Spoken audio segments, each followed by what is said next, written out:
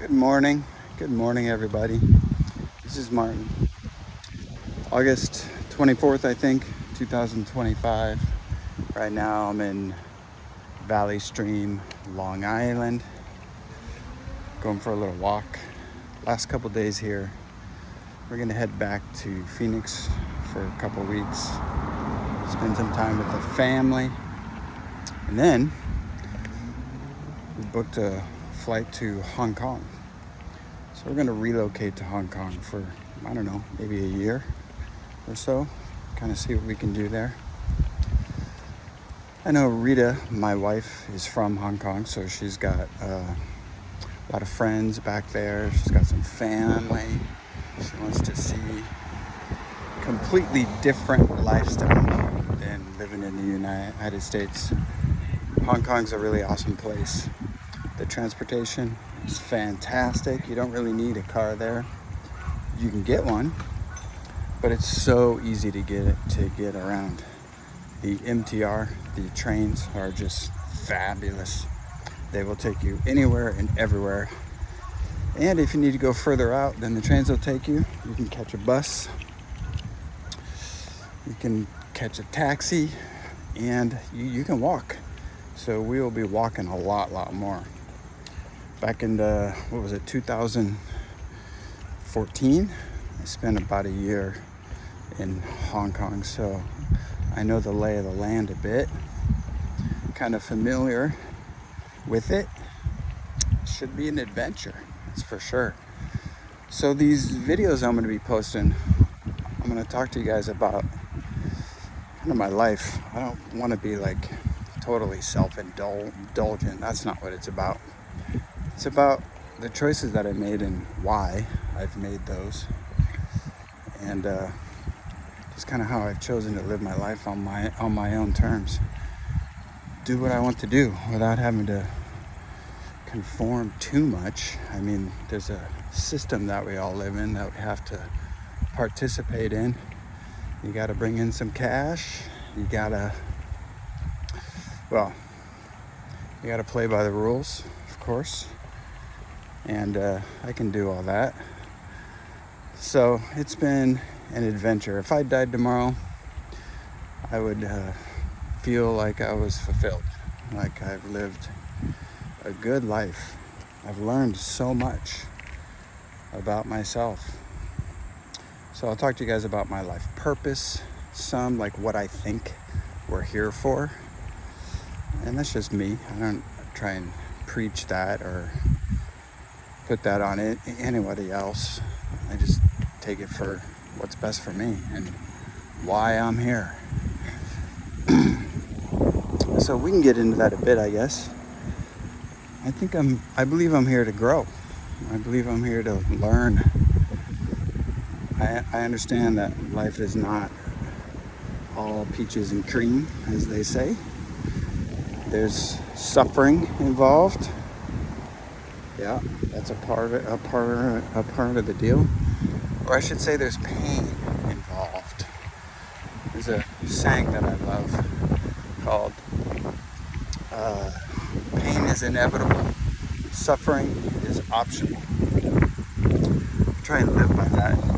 Anytime I feel like I'm in pain, I try to figure out, okay, do I need to suffer right now? Is that what this is about?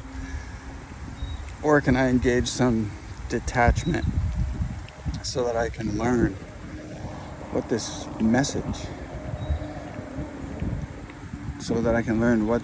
message the pain has for me. If I can get that, then maybe I can shift my perception and won't be as painful, and I won't suffer as much. I have more of a clear mind to understand what the messages are, and move forward with that new information and maybe make better decisions as I go. Hasn't always been perfect, that's for sure. I've made a lot of mistakes. I'm sure I've pissed some people off. There's an old version of me that used to be very strong-willed, and for a long time I carried a narrative around in my head that if I wanted anything done in my life, I had to do it myself. That I couldn't ask for help. And that almost killed me when I was 30 years old. Both of my kidneys stopped. I was on dialysis. I don't know if anybody has experience with that, but most people, once they get on dialysis, they tend not to get off. And they tend to live for, 3 to 8 years or so afterwards. So that was a pretty intense experience for me, and a learning experience as well. I learned so much about how to reorganize my life in a way. I learned how to ask for help. I learned how to not fear so much. I think I've had a lot of fear in me. I know I have. Since I was a kid, I was a very scared little boy, and turned into anger. So by the time I was a teenager, I was a very pissed off, angry young man. Tried different strategies to negotiate that. But in the end, what I found was forgiveness. So there's so much I can talk about here. And I will throughout each episode I do. So right now, I'm living life on these values of mine. I value freedom mentally. I value emotional and mental agility. I value detachment. I value unconditional love, humility. Nonviolent communication is always good.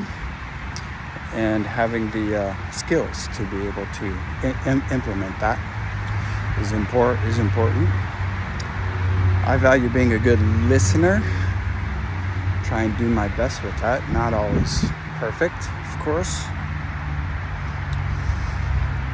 Yeah, and I value having fun. I really value having fun, because being a human being is such a unique experience. We have this range of emotions that are just so wide. On one end you have hatred, you have rage, retribution, jealousy, anger. Far on the other end, you have just unconditional love and ease and grace, compassion, and everything in between. So I do believe there's a reason that we get to experience all these, and that they're very useful.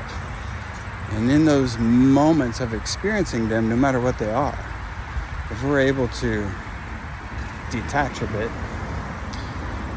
and allow ourselves to get the messages that are there for us to continue to learn and grow, then suffering won't come into play as often, or as much, or as intense. There will always be pain. Yeah. So as I post each episode, I'll probably pick a topic and talk about that for a bit. But I do love this philosophy, life philosophy, how to live a fulfilling life. What does that mean to you? Yeah. Life's an adventure, man. Totally one big adventure if we allow it to be that way. If that's what we want. So some people don't want that. That's cool. But I do. I am here to live full out. I want to see the world. I want to embrace different cultures. I can talk about that too. I've traveled so much. And I've been to developing countries where I've been to villages in East and West Africa where there's no electricity, no cars. I've had to haul car batteries, trek and hike with them to set up my field recording gear because I was going to a place where there was no electricity. So yeah, I've had the experience of loading a car battery onto a little boat go up a river to access a village that was off the beaten path. I've been in villages where they never saw a white person. That was interesting and a lot of fun. Very rich. Yeah, so there's so much I could talk about, so much of my travels, so much of my experiences. But the theme throughout all of my life is getting out of my comfort zone. That's been my theme, pushing myself to get out of my comfort zone. You know, I've had a speech impediment since I was a kid. You can still hear some of it now. But when I was a kid, I could barely talk. So how I dealt with that and how I've gotten myself to where I'm at now is I just constantly put myself in a position where I was forced to talk to people, to a group. I mean, I came from a place where I got so anxious if I had to call the phone company to talk to them about my bill, because I knew the person on the other end wasn't going to understand where the condition that I had, the disability, I guess, if you will, but I never really thought about it that way. So constantly pushing myself. I always had it in my mind, here's what really pushed myself. I'm what you would call unemployable. I have to work for myself. It's very hard for me to work for somebody else. And I think I just have my own ideas about how things could go or could work. And a lot of my bosses when I was a kid, the majority of them didn't like that. I did have a few who loved my ideas, and they gave me full range to do the job on my own time and do it the way I want, just as long as it was done at a high level. Those jobs I excelled at. But those were few and far in between. So I've been self-employed since I moved to Tucson, Arizona in 1997. I was 27 years old. I chose not to get a job after that. And I taught West African percussion. Opened up a nonprofit, youth mentorship, taught West African percussion in the schools. Did a lot of performances with the kids, kindergarten all the way through college students, and then I taught adults at night. Super fun. I've loved my life. I liked what I've done. I always knew that I had to make an income. So I always pushed myself to do what I love. And I wanted to teach drumming. So in order to do that, I have to talk in front of a group, which was horrifying for me when I first began this. Hey, man. And, but I just pushed myself all the time. I'm the one who set myself in front of that group and had to talk. I'm the one who had to deal with people who made fun of me as an adult. But you know, the truth is, half the time, they didn't even know they were making fun of me. They were just repeating what I said the way that I said it, and then they'd laugh, thinking that it was like a little blip. They didn't understand that every time I said that word, I said it the same. I would stutter the same on that word every single time. They didn't know that. So when this first started happening as a young adult, I'd feel so much shame. I'd feel so embarrassed. So much shame. Shame's been a theme throughout my young life, as a child, as a youngster, as a teenager. Even into my 20s, I felt a lot of shame. I had to deal with all that. A lot of that came from my experiences in my family, with my father. Yeah, things were not good when I was a kid, like many of us. But hey, that's life, right? I mean, this is what you got. So, no sense in wishing it was any different than what it is. Because the moment that you take that responsibility for your life, that's when change, growth, healing, that's when it occurs. Is when you finally take take responsibility for what you got and stop wishing it was some other way. That's the only way that I found. So, lots to talk about. I'm going to keep this one short. This will be a 15-minute or so. I don't know how long the others are going to go. But stick with me, subscribe, turn on the notifications. You know, I'm not a professional YouTuber. So do all the things that all the other YouTubers say, right? Subscribe, hit the notifications bell. You know, just stay tuned. I hope you follow me on this adventure. I'll be posting more as I progress back to Phoenix for a little while, and then in Hong Kong I'll probably be posting a lot more. That's when I'm going to really ramp this up, is after I arrive there. All right, guys, well, have a really good day, and whatever you got going on in your life, know there's a purpose for it. I might not be able to tell you what it is right now. You might not even know right now, but there always seems to be one.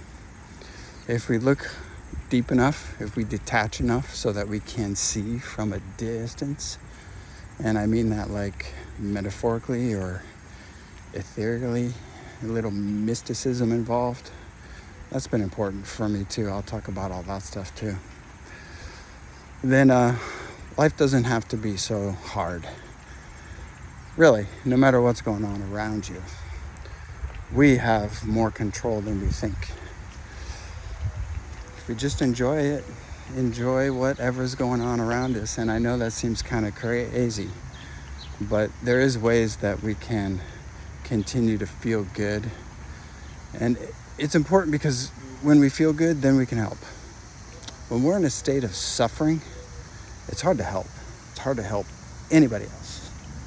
So, or yourself. So that's the first step, is to get away from the suffering, detach from that, get clear, so you can be you. Shine your light as much as you can. Smile. So I'll end it here. Smile at somebody. Smile at somebody today who's different than you. With a sincere smile. See what happens. All right, guys. Talk later.